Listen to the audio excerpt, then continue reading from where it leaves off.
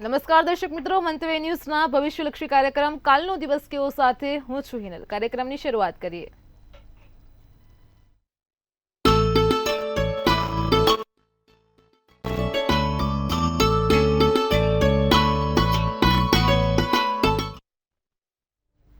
દર્શક મિત્રો, કાલનો દિવસ કેવો એટલે કે એક એવો કાર્યક્રમ કે જેમાં આવતીકાલનું પંચાંગ, દિન વિશેષ, દિવસ રાતના શુભ ચોઘડિયા, બારેય રાશિનું રાશિ ભવિષ્ય, તમામ દર્શક મિત્રોની સમસ્યાનું નિરાકરણ કિશન મહારાજ આપે છે. ખાસ કરીને કાર્યક્રમની મધ્યમાં આપણે એક વિશેષ અને રસપ્રદ મુદ્દા પર ચર્ચા કરીએ છીએ.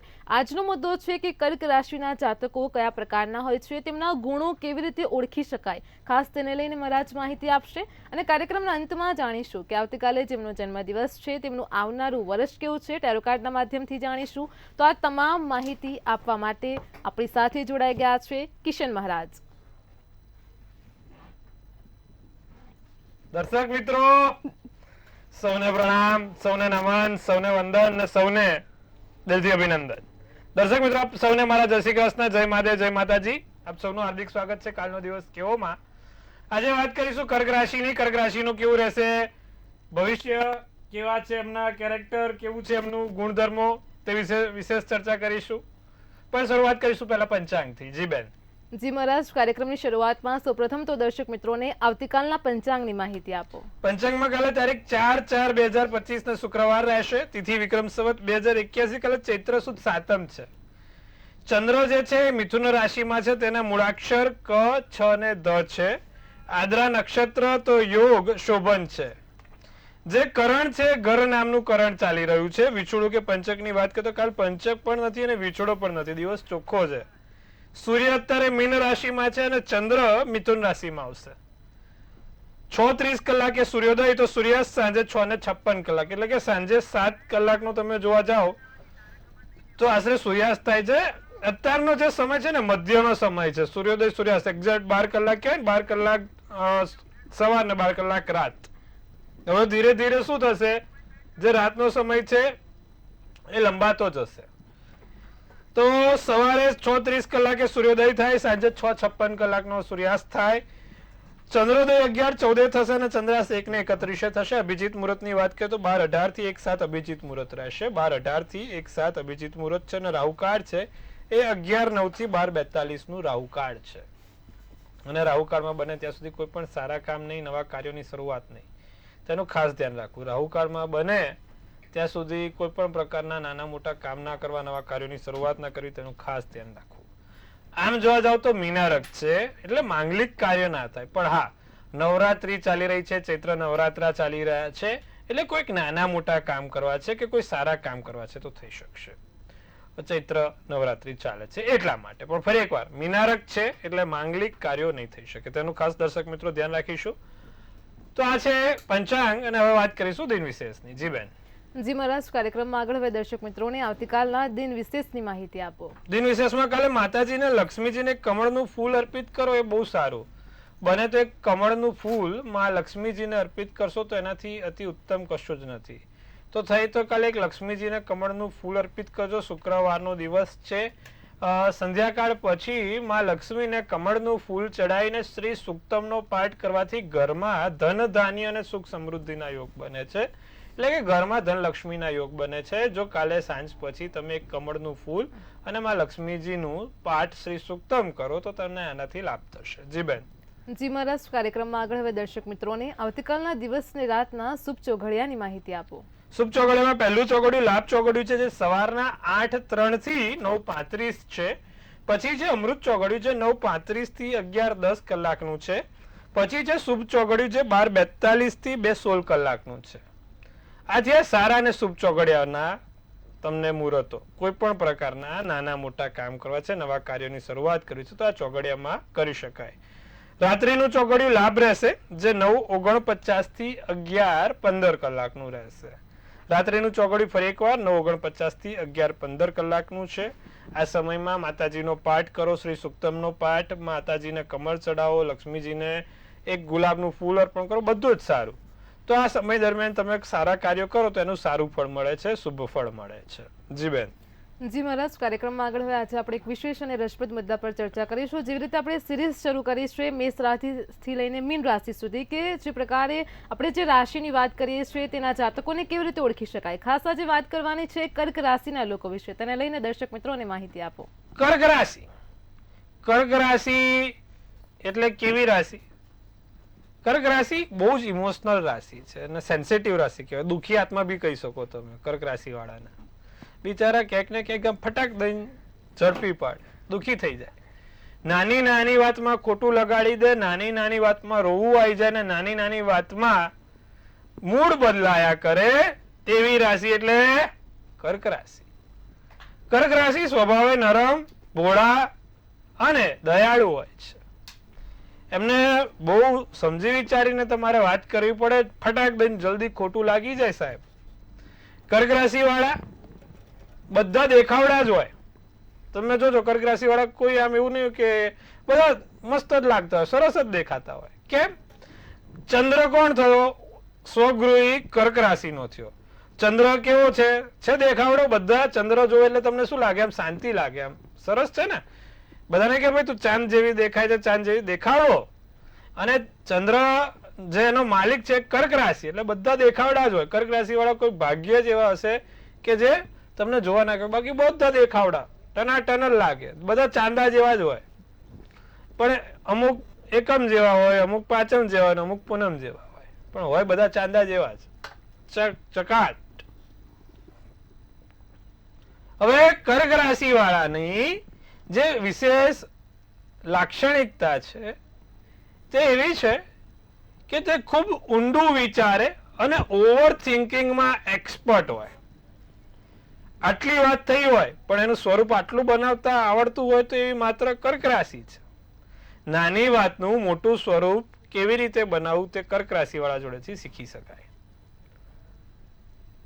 સ્વભાવે પાછા ભોળા અને દયા પણ જલ્દી આવી જાય અમુક વખત લોકોની. અને ભૂતકાળનું ભૂલીને નવેસરથી નવી શરૂઆત કરવામાં પણ એ આગળ હોય. દુશ્મનને પણ દોસ્ત બનાવતા આવડતું હોય અને સ્વભાવે નરમ હોય. બહુ જલ્દી ગુસ્સો ના કરે. એમનો કુંડળીમાં મંગળ ઊંચનો થાય તો જે ગુસ્સાવાળા હોય, બાકી સ્વભાવ એકદમ શાંત. અચ્છા, એક મીઠો અવાજ, એક અવાજમાં જે ટોનાલિટી હોય, વિનમ્રતા, વિવેક, જે તમે કર્ક રાશિ વાળા પાસેથી જોઈ શકો છો. કર્ક રાશિ વાળાને જે બોલતા આવડે છે તેવું બોલતા ભાગ્યે જ કોઈક સરસ આવડતું હોય. ખૂબ સારું અને ખૂબ વિવેકી બોલે, આદરથી બોલે, સત્કારથી બોલે. પણ હા, નાના છોકરાની જેમ તમારે એ લોકોને રાખવા પડે. જો થોડુંક તમે આગુ પાછું કર્યું પછી પૂરું થઈ જાય. એટલે કર્ક રાશિને ખૂબ કહેવાય ને કે નાના છોકરા જેવી રાશિ કીધી છે. બીજું, કર્ક રાશિ વાળા લોકો નાની મોટી કળાના ખૂબ શોખીન હોય. કોઈ પણ પ્રકારની એકાદ આર્ટ તો એમને આવડતી જ હશે. કાં તો સંગીત સાંભળવાનો રસ હોય, કાં તો પેઇન્ટિંગમાં આગળ હોય, કાં તો ડ્રોઈંગમાં આગળ હોય, કાં તો ડાન્સિંગમાં હોય, કે કાં તો પછી કોઈ પણ પ્રકારની જે પણ નાની મોટી સીવણ કામ કે અન્ય કાર્યોમાં સરસ મજાના એક્ટિવ હોય, આગળ હોય તેવી આ કર્ક રાશિ છે. કર્ક રાશિ વાળાને દરિયાઈ વિસ્તારોથી ખૂબ લગાવ હોય છે. તેમને દરિયાઈ વિસ્તારોમાં ફરવું ખૂબ ગમતું હોય છે. દરિયાઈ ક્ષેત્રો વાળા વિસ્તારમાં તેમને વધારે ફરવું ગમતું હોય છે. દરિયાઈ વાળા વિસ્તારોમાં તેમને મજા આવે છે ફરવાની, કારણ કે ચંદ્ર એનો માલિક છે. પાણીથી એમનો સીધું સંબંધ હોય છે. તો આ છે કર્ક રાશિ.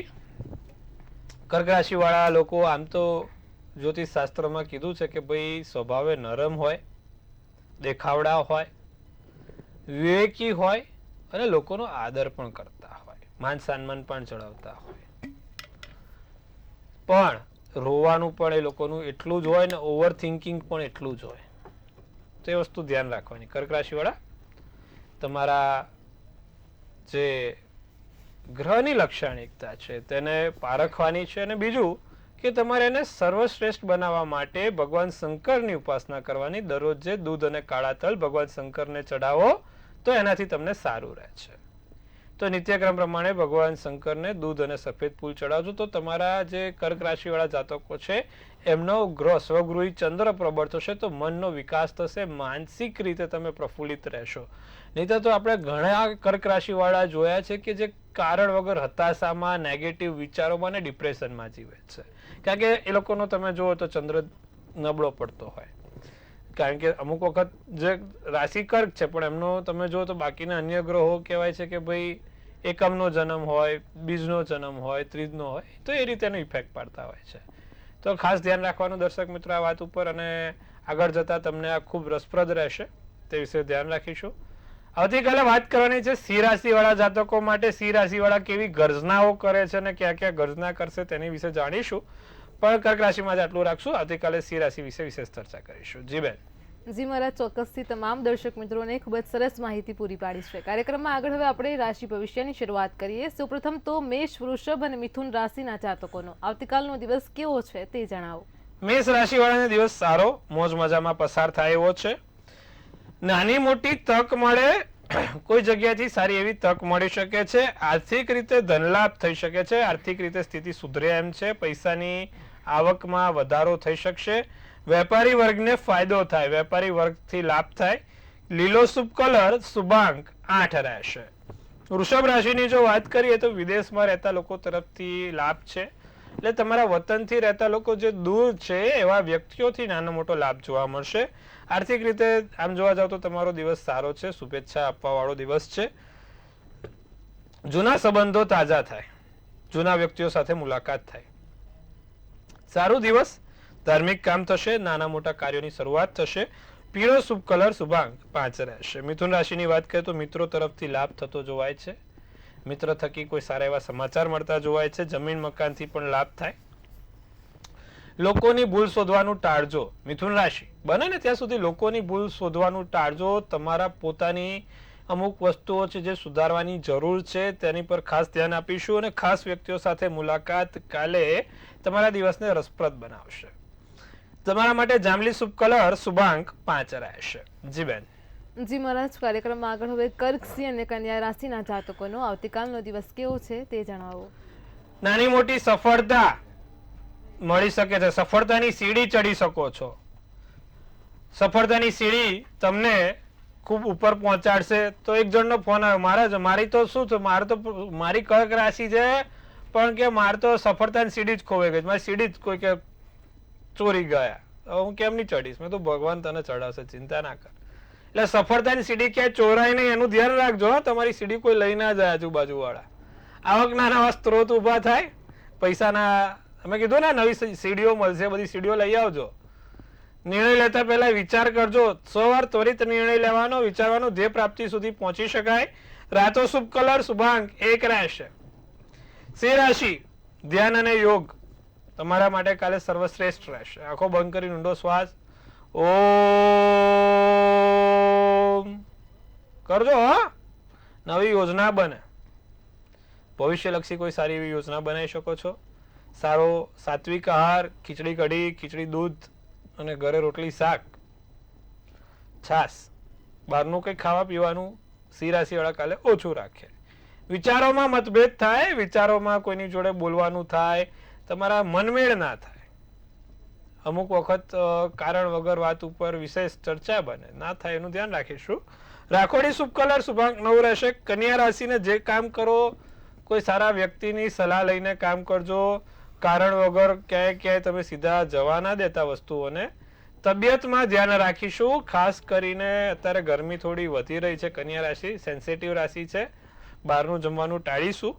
અને ચતુરાઈ તમારું સારું એવું કામ થાય. સકારાત્મક વિચારો, પોઝિટિવ વિચારો સાથે દિવસ પસાર થશે. રાતો શુભ કલર તો શુભાંક 1 રહેશે. જી બેન. જી મહારાજ, કાર્યક્રમમાં આગળ હવે આપણી સાથે સમસ્યાઓને લઈને કોલર જોડાઈ ગયા છે. હેલો. હેલો. જી જી બોલો. હા, જય માતાજી. જય માતાજી. 22/8/1983. સમય સમય 10:30 સવારે. જી સ્થળ જામનગર. જામનગર, ગુજરાત. શું પ્રશ્ન છે? પ્રશ્ન સાહેબ આપણે એવું છે, કોર્ટમાં કેસ ચાલે છે, સરકારી નોકરી છૂટી કે ડિસમિસ કરેલી એમ. હાજી. અત્યારે હાઈકોર્ટમાં ચાલુ છે, તો જવાબ નથી આવતો. જો મકર રાશિનો ચંદ્ર, તુલા રાશિનું લગ્ન, સોમવારનો દિવસ, શ્રાવણનો નક્ષત્ર અને 14ની તિથિમાં આપનો જન્મ છે સાહેબ. હવે કેવું છે, શનિ સ્વગૃહી થઈ ઉચ્ચનો શનિ લગ્નના સ્થાનમાં છે અને ચંદ્ર અને મંગળ તમે જો તો ચંદ્ર મકર રાશિનો છે અને મંગળ સામે કર્મેશમાં બેઠો છે. અને અત્યારે જે મહાદશા ચાલે છે ને એ ગુરુની મહાદશા ચાલે છે અને રાહુની અંતરદશા આવી છે. હવે શનિની દશા ક્યારે હશે? 2027. એટલે આવતા વર્ષના અંત સુધીમાં તમારો કેસનું જજમેન્ટલ થઈ જાય, કેસ તમારી ફેવરમાં આવશે. હા સાહેબ, એની જવાબદારી મારી. જો હું કહું એટલું કરો તો દર શનિવારે 7 અડદ, 7 મરી અને 7 લવિંગ શનિ મહારાજને સરસવના તેલમાં ભગવાનને ચડાવવાના. બીજી આંગળીમાં એક લાચ વ્રત નામનો રત્ન પહેરીશું અને જમણા હાથે કાળો દોરો 7 ગાંઠ વાળો બાંધવાનો છે. શનિ મહારાજના સ્પર્શ કરીને 7 ગાંઠ વાળો કાળો દોરો પહેરીશું. થોડોક સમય લાગશે પણ જજમેન્ટલ તમારી ફેવરમાં આવશે. શનિ ઉંચનો છે અને શનિ ઉંચનો જ્યારે તુલા રાશિનો લગ્નમાં હોય ત્યારે તમને કોઈ પણ પરાજય ના કરી શકે, વિજય તમારો થાય. ચિંતા ના કરશો, શનિ સારો છે, લાભદાયી છે. જી બેન.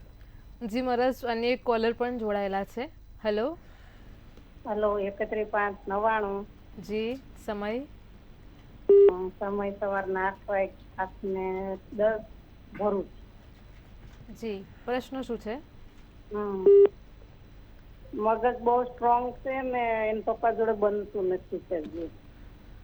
મગજ સ્ટ્રોંગ છે ને પપ્પા જોડે બનતું નથી. પપ્પા જોડે બનવાનું ના કારણ સૂર્ય શનિ હોય, પિતૃ દોષ હોય, વૃશ્ચિકનો ચંદ્ર છે, મિથુનનું લગ્ન છે, જ્યેષ્ઠા નક્ષત્ર, સોમવારનો દિવસ છે. મેં કીધું એ પ્રમાણે સૂર્ય શનિ બરાબર 12મા સ્થાનમાં હેરાન કરે, સ્વાભાવિક છે બેન.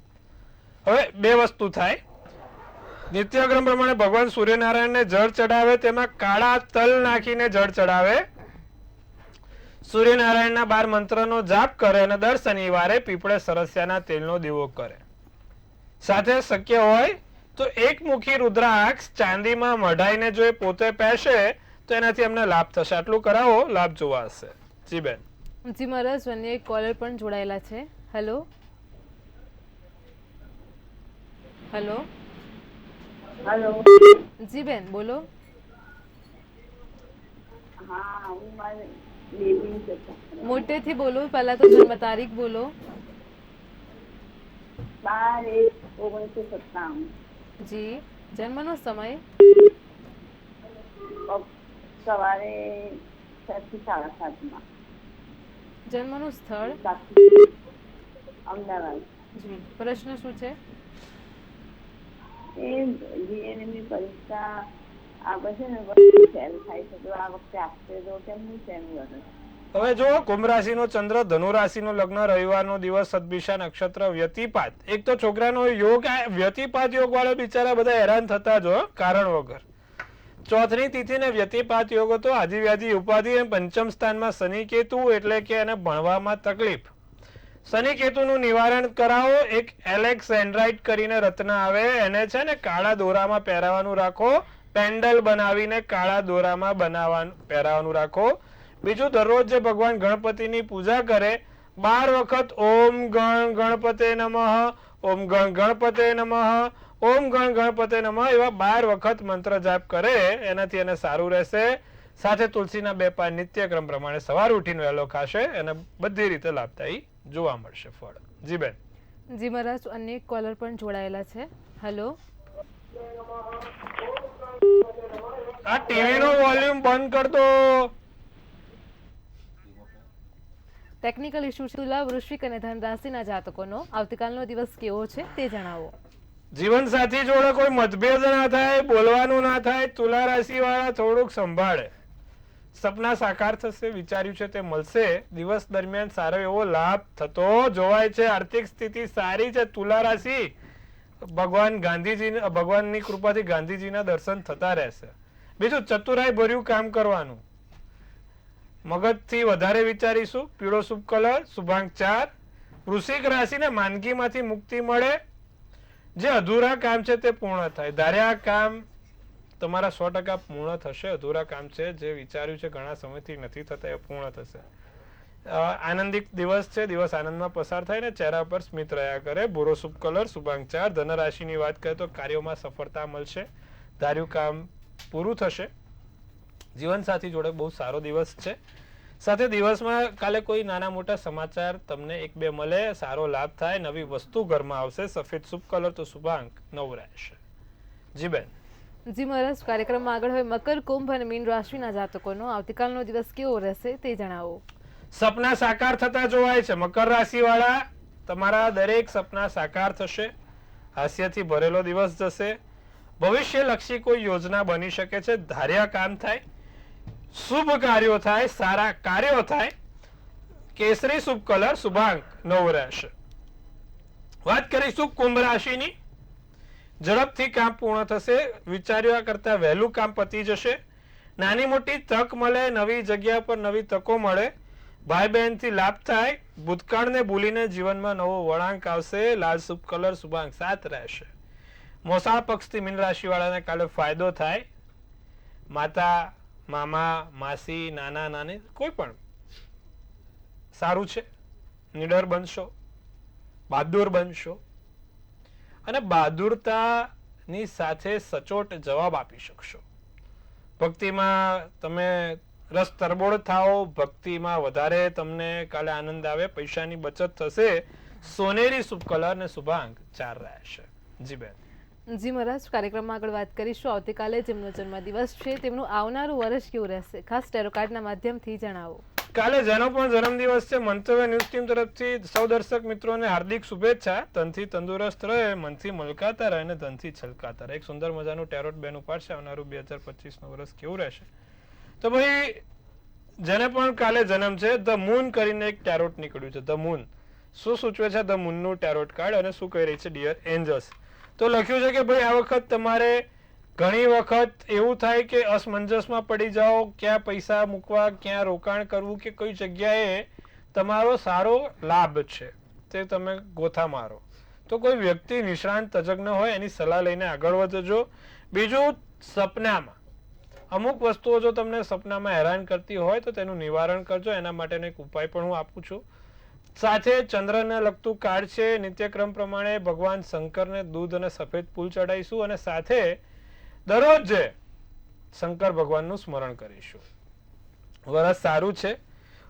ત્રીજી વ્યક્તિના કારણે ફરી એકવાર જીવનમાં તમારા પરિવાર જોડે કે તમારા અંગત વ્યક્તિઓ સાથે ત્રીજી વ્યક્તિના કારણે કોઈ હેરાનગતિ ના થાય તેનું ધ્યાન રાખીશું.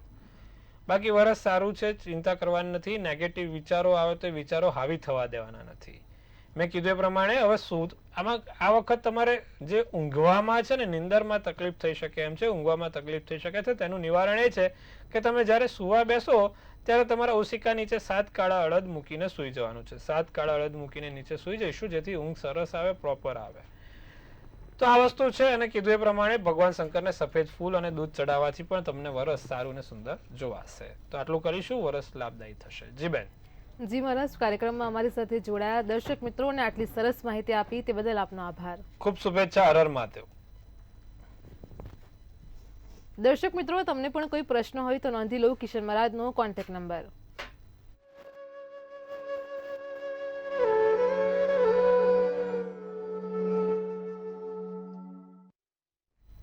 દર્શક મિત્રો, ભવિષ્યલક્ષી કાર્યક્રમ કાલનો દિવસ કેવોમાં આજે આપણે વાત કરી છે કર્ક રાશિના જાતકોના ગુણોની. આવતીકાલે વાત કરીશું સિંહ રાશિના લોકોના ગુણો કયા પ્રકારના હોય છે. ત્યાં સુધી પડે પણની અપડેટ મેળવતા રહો માત્ર મંતવ્ય ન્યૂઝ પર. નમસ્કાર.